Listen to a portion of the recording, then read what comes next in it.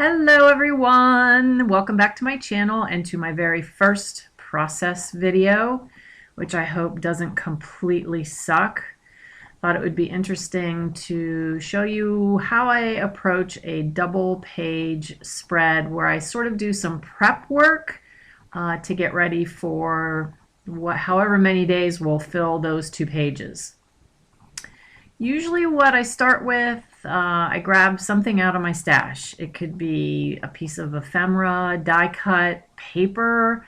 Right now what I've got going on are 3 geometric die cuts that I did on my scan and cut. Actually, I think I designed those and cut them out, and they've been, in a bowl on my desk for probably 6 months. And then I have a tag and die cut rose. And when I pull those pieces out, I sort of think about a color scheme that will maybe kind of link them together, although it doesn't have to. But when I looked at those 3 pieces, I thought blue and pink. Not a huge fan of blue and pink, but that's where the ephemera and the things that I picked out were taking me, so I just went with it.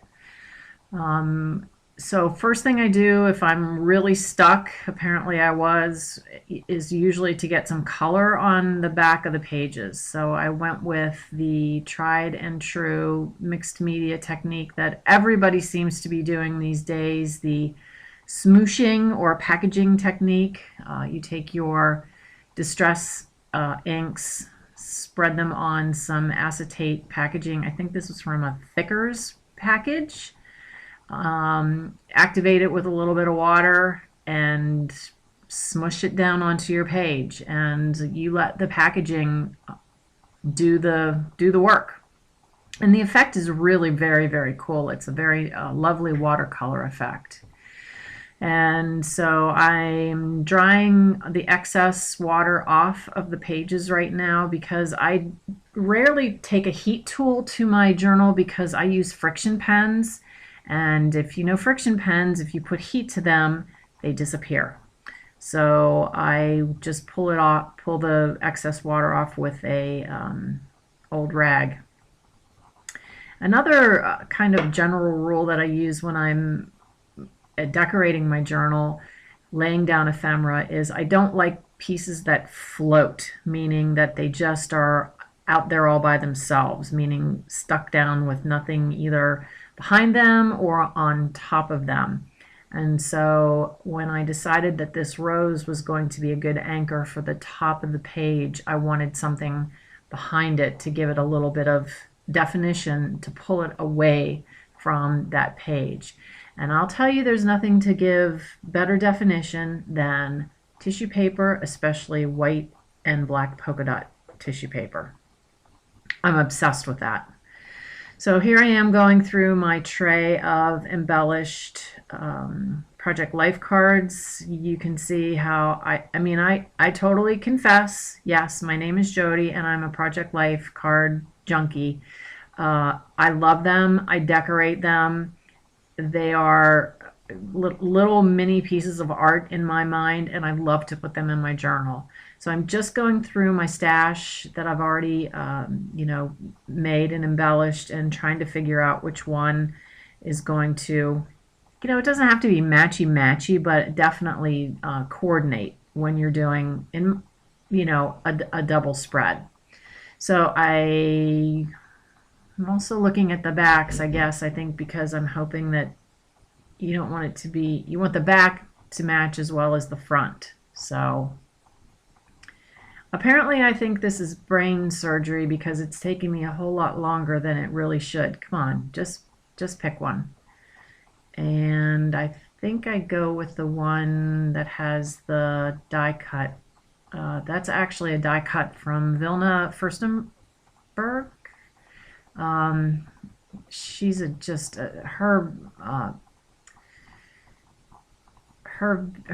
scrapbooking videos and classes are just wonderful, and I love everything that she does. So I think that's one of those that I watercolored and of course stuck to a Project Life card. So Lots of finger tapping, which means, what am I going to do next? And when in doubt, just stay with the page that you're working on. I think I'm going to go with washi. Yep, when in doubt, washi. So I pick a washi that has some, yeah, the same sort of color scheme, some blues, some pinks, some greens, and that is going to be an anchor. For what, as of yet, I'm not sure. Again, like I said, I'm not a fan of the floaty embellishment. It's got to be somehow grouped, or I like it to feel like it has a base somehow when I do a cluster of embellishments. So I pull out this pack, and I cannot remember what they're from. I'm terrible about collections. I think it's October Afternoon collection, and it's just too vintagey for me. So I think, oh, I know I have some vellum hearts from, I think this is Studio Calico once again, and ooh, whoa, wrong size. Yeah, and I realized that immediately. Whoop, yep, that's better. So I'm loving that color, that very soft peach color, with the other colors that are going on in this layout. Put it down with some Aileen's tacky glue. And oh, hey, a side note, did you know that Aileen, of all those Aileen fabric glue and tacky glue, she passed away last year. Now, once I get a main, like a focal point of my embellishment down, I like to embellish it even further. Always word stickers will appear on my pages. I love them. They're inspirational. They give great color. And really, you cannot go wrong with a word sticker. Then the other thing that you cannot go wrong with, in my opinion, is gold. I am not a, if you know me personally, I am not a girly girl, but there's just something about glitter and gold these days, and apparently you need a water bottle to keep that vellum heart down. And oh my gosh, you guys, I hope you cannot hear my dog snoring in the background. If you do, I completely apologize. He is part bulldog, and he can snore up a storm. So, like I was saying, gold is pretty much almost gold or silver or something shiny. You know, the bright new shiny object is always shows up on most of my journal pages these days. And I'm putting these die cuts. These are from my stash that I cut from that gold foil paper, or foiled paper, that I showed you guys in the last video. And for some reason, my matte gel and I were not getting along this particular day. It took me forever to get those hearts to even just sort of remotely behave. So I stopped the camera, and here I am back again once they were a little bit better behaved, getting my date down to start the week, the part of the week that I was journaling in.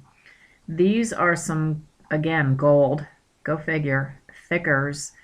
I don't know which collection, but they are absolutely gorgeous. Got them at my local craft store. Speaking of craft, I think that I was bound and determined, though I couldn't use that tag. Something said to me, you have to have some sort of craft on the page.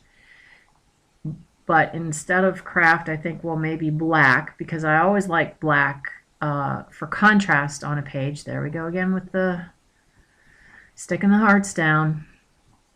And I decide against, yeah, no, that distressing pad is not going to help. I decide that some craft sticker must go there instead of the rub-ons. And I believe I decide on a circle. Yes, there we go. Again, then I just don't want it by itself floating alone, so I add a piece of washi masking tape, which is a product that I got on Amazon. Kind of, it's It's like a hybrid between masking tape and washi. It's very cool. Adding a letter sticker there, and I believe the letter is Z, because when else am I going to use a Z unless I go to the zoo or visit Oz or ride a zebra? I don't know. So I get rid of random letter stickers wherever I can. You know, the Q's and the Z's and actually the J's. You don't use J very much either, right? Joy. That's about it. Or if your name's Jody. So now I'm adhering the die cuts down, and again the gel medium is going to give me some problems. I wrestle with that for a while. When I add embellishments, I generally like them to go off of the page. It either is going to hang over permanently or be cut off, which you will see. Oh, look at that. I do right now. I think that it adds motion to your page. It allows the eye to travel the entire height and width of the page. I don't know if that's true design-wise, if you know that's some sort of artistic rule, but it works for me, and so I go with it. So now I'm thinking that maybe I need to put something inside of those circles. I'm not sure what, and I keep, you know, rhinestones, epoxy. No, nothing is working. So I think I'm just going to leave that there, and as the week or 3 or 4 days or however long it takes me to fill out this these 2 pages, I'll figure it out. So I'm just going to adhere my journaling card with some washi. It will take me a little bit of time to do that because for some reason the way the washi was laying made the card sort of stick a little bit, so I had to wrestle that down. But once I did, I called it done. I thought this was a pretty good place to stop, and when the video resumes you will see the finished layout. So thanks guys. So through the magic of YouTube, my pages are now complete, and I thought I would take you on a quick walkthrough of them to show you some of the techniques that I used in getting them finished. My divider for Thursday and Friday, oh excuse me, there's a frog. I used a technique that I picked up from a scrapbooker on YouTube. I think it was Missy Whidden. She used this sort of paper piecing technique on her scrapbook pages, but I thought it would translate well to journaling. I just took a 6x6 piece of paper and adhered a bunch of small scraps in stripes. I did put a little bit of adhesive behind them so that they would stick down, and then I just ran my sewing machine through each of the stripes and then cut the 6x6 piece of paper apart so you have these individual you know, homemade decorative paper. So good way to get rid of your scraps. Another technique that I like to use is, because you cannot stamp dye ink directly onto this paper because it bleeds through, I like to use it on things like labels or pieces of cardstock, because I like the vibrancy and the crispness of dye ink. So you get to use it, but you just can't use it directly on your page. So I like to use sometimes the black stays on for words, or in this particular case, Friday's date, and then just adhere the label directly onto the page and no bleed through. So then for the next 2 days, I actually got 4 days on 2 pages, which is kind of rare. I adhered a photo of my dog to the back of the tip-in that I had placed at the beginning of the video, just because he's just too darn cute to resist. I mean, a dog sitting like a human in our kitchen chair. Yeah. And I also wanted to include a photo of a group of friends. We went out for dinner, and so I thought instead of just adhering that directly to the page like this photo is, I thought I would do hinge it with some washi tape and then just decorated the back of it so it just wasn't, you know, the plain blue paper. Wound up coloring in the circles of these abstract paper pieces with my Prismas, you know, just a few every day here and there. Used washi to divide Saturday from Sunday. Again, used my dye ink, my StazOn dye ink onto a sticker this time and put the date and some stars on that way. And this is a random saying in, I don't know, Latin and French and Spanish. I'm not sure. Maybe it's Italian. I don't know. Of a lovely quote from a piece of candy that I had. So there are advantages and disadvantages to prepping your journal like this. Doing a pre-made sort of layout, if you will. It makes the journaling go very, very quickly. All you basically have to do are write your stories down, but then you're sort of limited in how much more creative you can be within those 2 pages. You've already got a blueprint that you kind of need to work with. I like doing it that way, but then you'll see, at the start of this week, Monday, I'm doing it completely day by day, and whatever's happening that day is just going into the journal, which I like to do it that way as well, because then I'm not limited to a specific color pattern or stickers that I've already got down. It takes a little bit longer, but you can do a whole lot more with it.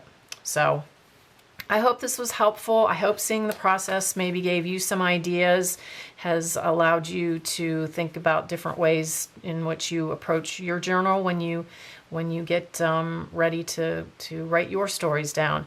And if you have any questions or comments, please leave them below. As always, I will be happy to answer, and subscriptions are always welcome, as usual. I will be back in the next week or so with a couple of videos. I'd like to do a video on things that I am currently loving, and also a video, I'm expecting my Studio Calico box, my documenter kit, to arrive within the next couple of days, and I had some questions about that particular kit. So I thought I would unbox that and kind of give you an idea of what's in it from month to month, and to show you why I'm just so totally geeked over that subscription. So I hope you're having a great day. Thanks again for stopping by, and I will see you guys in the next video. Thanks. Bye-bye.